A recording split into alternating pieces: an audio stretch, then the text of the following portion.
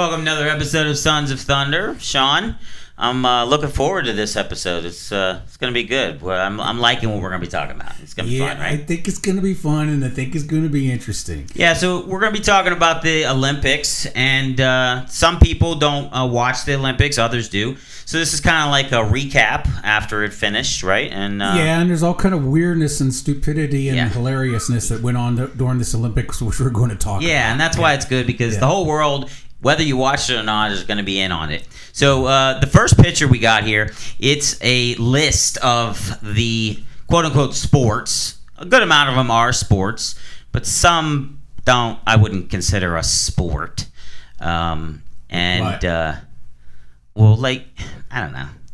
I guess equestrian is a sport. Yeah, you're racing horses, but it's not even a race. It's just jumping over hoops and stuff like that, right? I mean, you are so ignorant of what you say. Yeah, I'm ignorant of everything. Okay. Gymnastics, handball. Do you even know what handball is? Yeah, I know what handball is. What do you do? What do you do with it? You hit a ball with your hand. No, you don't. No, you don't. All right. And then we go to judo. There's a bunch of different ones. There's some stupid ones. You know, I took third place, bronze medal in the Junior Olympics whenever I was a kid. Really? Yeah, I did for judo. Yeah. See, why didn't you go to the Olympics? You should have just tried out for the Olympics. Yeah. This Olympics accepted everybody. We're going to be talking about that. I got a girlfriend. Oh, that's what happened. Okay. Yeah. So some of the stupid ones are like ping pong, like that. I mean, yeah, people are real serious about They're that. really serious about that ping pong. Yeah. Surfing was another new one, which. I heard that people are just watching people float in the water for like a half an hour until a big surf comes, and then they judge it. That's kind of boring. Okay. One of the ones that was that's kind of turning heads is it's called breaking, but breaking isn't it? It's break dancing. This is the first time break dancing has been put into the Olympics. Yeah, and it may be the last time too, as far as I know. There's this. No, seriously, man. They're considering about eliminating it. Well, it was kind of dorky. Well, it's just like, okay. There's this woman. Her name's Rachel Gunn. Okay. Yes. She is AKA Ray Gunn. Look. That's break dancing according to her. Okay, that's not break dancing. I don't know what that. She said she wanted to do something new and different with her performance, which included a kangaroo hop. She's from Australia. What are you telling? I mean, yeah, well, she was doing what she knows. Okay, I get that. And the kangaroo hop and what some would say looked like a T-Rex dinosaur pose. Can you see that there? I mean, what the bloody? Yeah, I see this all over social media now with like. She's trying to steal base, and and something interesting about her. She said that she did what everybody wanted, to be well known, one of the most popular people in your sport, and she only practiced 37 minutes. Do you know that? No, she only practiced 37 minutes to be in the Olympics. She's she's a professor or something. She lectures on gender politics and dance at Macquarie University in Sydney. I apologize if I pronounced that wrong. But yeah, she's one of these progressive women and worried about the patriarchy and stuff. I'm positive everybody that goes to her class is going to be like making fun of her now. Yeah, well, there's a reason for it. But she's at any rate, her dance routine or break dancing routine, whatever. Scored 0 points from the judges. How do you not get that's one what happens point? When you act like a kangaroo and you only practice for 37 minutes? She's like 36. How'd she get there in the first place? I don't know. She's like 36 or 37 or whatever, and she's all of a sudden going to be a breakdancing queen. She's the top breakdancer in Australia? Maybe the only one, right? Yeah, but she got attention from celebrities like Snoop Dogg and Adele. Snoop Dogg was there the whole time. He carried the torch. Yeah. He carried some of the torch. Yeah, well, Snoop Dogg says he doesn't smoke anymore, but if he doesn't, he does a lot of edibles. I was hoping he would light a blunt whenever with the torch, but he didn't. Okay. At any rate, there's this there's this petition signed by, as of today, 29,000 signatories on the internet. They have a 35,000 goal that's just against her. The signers of the petition are calling for a public apology from Reagan for misleading the Australian public and attempting to gaslight the public and undermining the efforts of genuine athletes. She gaslighted the whole country. Yeah. She said that she's the best out of them. No, it's like she's represented the country and she can't really break.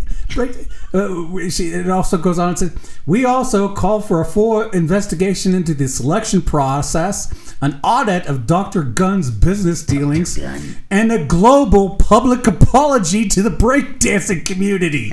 She ain't gonna do that because she is loving her fame right now. I tell you that. Yeah, she loves it. Can you imagine if you went to bat for your country or whatever, and you were representing them in some kind of sport, and they wanted to sue you over it because you were so bad? Well, I mean, it was kind of corny anyhow. I saw some breakdancing. I think Japan actually won. How come we didn't win? America started hip hop, right? That's where breakdancing came from, right? Why didn't we win? But Japan won, and the place where they were breakdancing had a huge boombox in the back. So, Well, she's unfazed by it all, believe me. She just says, follow your dreams and do what you want. You never know where it'll lead you to. Yeah. Yeah, it'll lead you to public ridicule. In fact, and a bunch of memes. Worldwide ridicule is what it'll lead you to. And tons of memes. If you don't know what the bloody hell you're doing, and you get up there and do that. But anyway, hey, Skeeter, there's been a lot of people that are making fun of... We can't show the actual video from the... Olympics, because it's like sanctioned. They've locked it down. If we showed it, we would just be immediately banned for a copyright strike.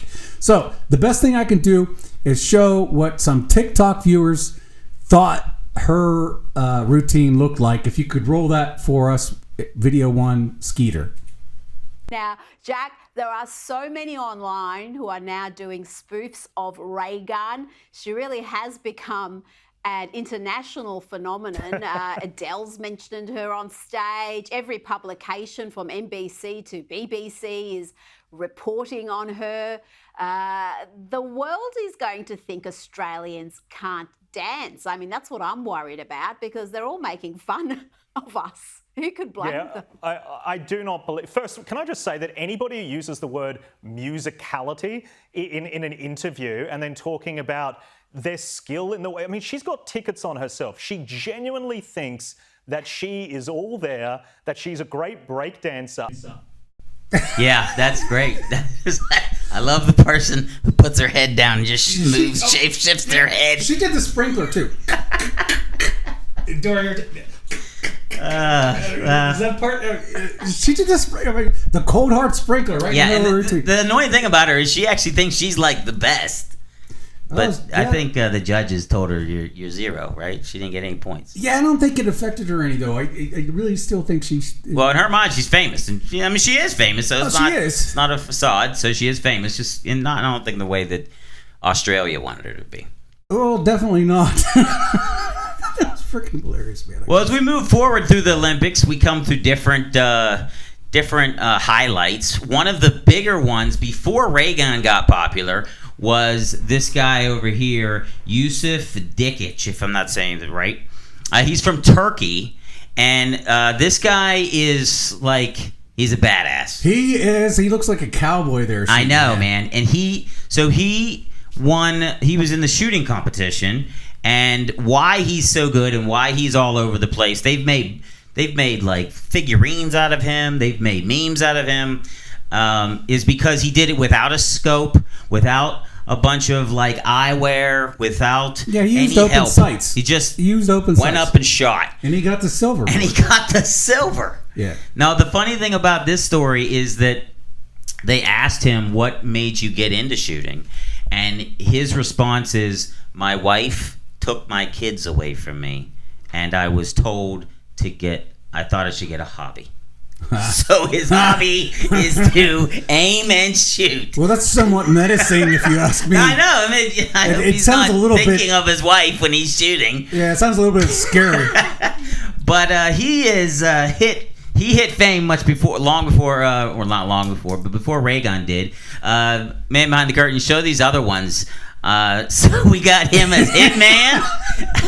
We got him as Pulp Fiction with Samuel L. We got him with in Red Dead Redemption. He is all our little pop figurines we have. Yeah. They already made one of him and everything. He is the real deal, and everybody's talking about him. Yeah, he totally looks like a cowboy straight out of old time westerns and stuff. Yeah, like that. And it's awesome because he's just like, I'm just gonna practice and shoot. I got something to do, so I'm gonna just go do it. And now Turkey loves him more than Australia loves Raygun. So, well, I would hope so. He won the silver for them. Yeah. What else we got? So we have next we have the big thing that went through all of the world when it came to boxing in Olympics. If you could put that up.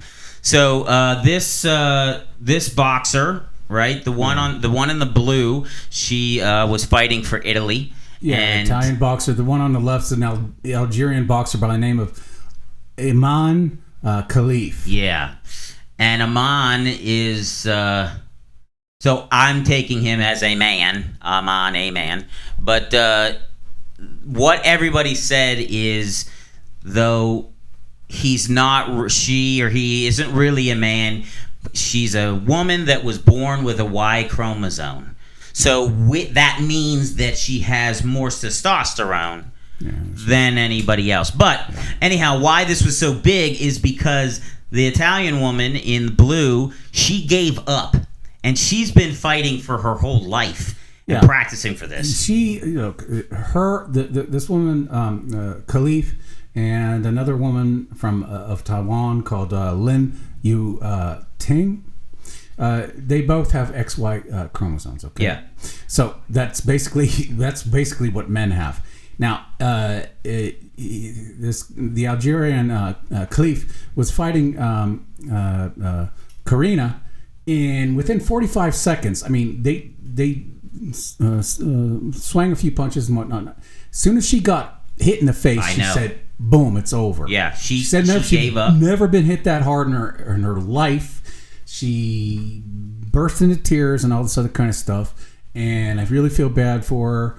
This should not happen. It should not be happening. Now, the transgender, or however you want to call this, they don't say that they're transgender. Right. Well, so what's the technical term I should be calling? I don't know, but they failed a gender test, which I don't think you even have to study for. Well, not only that, he wasn't allowed to box in any other woman's organization. Yeah. But for some reason, the Olympics allowed it. Well, both fighters were disqualified last year from the World Championships organized by the International Boxing Association. Both failed the gender test. Right, but you don't even, the Olympics allowed it. And as we did our show not long ago, how the Olympics is pushing the transgender and all that, it's not surprising why the Olympics allowed this person, especially in France. But the funny thing is that not the funny thing, I guess the typical thing which you would expect. A criminal complaint has been filed by Olympic the gold medalist Iman Khalif, and is named Elon Musk and J.K. Rowling. Khalif's lawyer filed the complaint in a French court and has alleged the pair were part of acts of aggravated harassment. And that's because I don't know what Elon said. But here's what Rowling said. She said, "Explain why you're okay with a man beating a woman in public for your entertainment. This isn't sport." Yeah, and not only that, there were other women boxers that came up in defense of the woman that lost and said, if any battered woman knows the difference of a woman getting punched to a man getting punched. And a woman punching a woman, and a man punching a woman is very different. Very different, yeah. And there's been women boxers that have come up in defending and say this isn't right. Even Mike Tyson. You see, Mike Tyson even jumped up and said, I didn't see that. I'll change my name to Michelle Tyson and I'll fight him. So a lot of things have been going on with that in the Olympics. That was also a big topic. Another thing is I wanted to talk about man behind curve. If you put the next picture up, this woman, her name is Sifan Hassan, and she's Dutch. She won 3 gold medals in running. Okay, and this is her third year winning a gold medal. What was to me funny and or interesting about her was as she's doing her marathon, she finished, she won, everybody's excited. They come up to her and they said, what were you thinking, how you were winning? And her quote was, "What is wrong with me? Why am I doing this? I am so stupid. What the hell am I doing running this marathon?" She was in so much pain, and she was so uncomfortable this whole time, and she won. And that was the thing. It's like, that's why a lot of people are looking at her, because it's pain. Running is pain, man. It's pain. And just pushed through it, and she still won. So I think she actually broke a record of winning her third gold medal, and she was kind of tormenting herself the whole time. Yeah, it is. But she's a symbol of never giving up. Another thing that I want to bring up is the with her and other people in the Olympics, the U.S. Women's group, won 26 of the U.S. golds. If you could put up that last picture. So we won in the golds, right? We won in the medal counts, and there's the medal counts. We finally beat China. We beat Japan, even though Japan beat us in breaking. That's unfortunate. 65% of our gold medals that we won were by women teams. Yeah. So the women were crushing it in the U.S. The women's basketball team, as we were talking like beforehand, where did they really need Caitlin Clark? And we're talking about women with the correct chromosomes. Yeah. Obviously. Right. Yeah. Caitlin Clark wasn't needed the whole Olympics for the girls, the women. But I will tell you this, that the last game was kind of... it was hard for the women to get by that one. And then the women, in running and gymnastics, the women just, crushed it this year. And they made a record of no other country has ever had more women winning their golds than U.S. Yeah, I think that, I can't remember her name, but one of our women just became the most winning female in United States history. Simone Biles. Okay, yeah. And there were pictures and there were memes about like whenever she finished her thing and everybody looking and watching, it's like, what's the point of even trying? Yeah. She's the best. Yeah, she's awesome. So this was a small recap, and I enjoyed it because I like sports, but it has a lot of other things to deal with it because the whole world's watching, and even if you weren't watching it, these were kind of like the big highlights that you'll kind of see as time and history progresses. Next Olympics. You know what next Olympics is? 28. Yeah. No, I said where. Oh, I don't know where. It's in L.A., so we're home. All right. Yeah? Yeah, well, they might not have breakdancing, and I don't know if that has anything to do with ray gun or not. But I hope they don't have breakdancing. Thus far, they're not. They're not going to have. They probably won't have breakdancing, but flag football, women and men. They're going to put that in the 2028 LA Olympics. Oh, okay. Flag football, women and men. You're going to play that. You want to play? That's awesome. You want to join a team? No, I don't. We can join the women team and crush. Okay, let's do that. All right. All right, so this has been another episode of Sons of Thunder. If you liked it, please subscribe and comment and let us know about what else we could talk about next time. Laters.